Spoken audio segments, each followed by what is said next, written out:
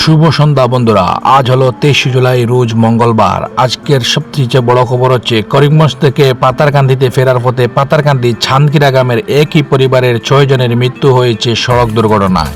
একটি passenger auto গাড়ি চেপে করিমগঞ্জ থেকে লিলামবাজার আসার পর বেলাজাল এলাকায় একটি হুন্ডাই ভেনু গাড়ির সাথে মুখোমুখি সংঘর্ষে ছিটকে পড়ে রাস্তার পাশেই পড়ে থাকেন। পরিবারের 4 জনই ঘটনাস্থলেই মারা যান এবং 2 জন আহত হয়ে হাসপাতালে নিয়ে যাওয়ার পরে মৃত্যুবরণ করেন। কিন্তু আশ্চর্যজনক ব্যাপার হচ্ছে যে হুন্ডাই ভেনুর গাড়িতে থাকা চালক এবং বাকি যাত্রীরা হঠাৎ করে উধাও হয়ে গিয়েছেন, তাদের তেমন গুরুতর অবস্থা হয়নি।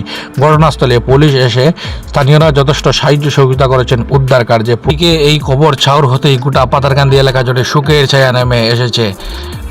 মারা যাওয়া ব্যক্তি হচ্ছেন গুলজার হোসেন, বয়স 32, জাহিদা বেগম বয়স 26, সাজিদুল হোসেন বয়স মাত্র 18 মাসের ছোট্ট শিশু, বেদানা বেগম বয়স 50, রুহুল আলম বয়স 30, হাসনা বেগম বয়স 46।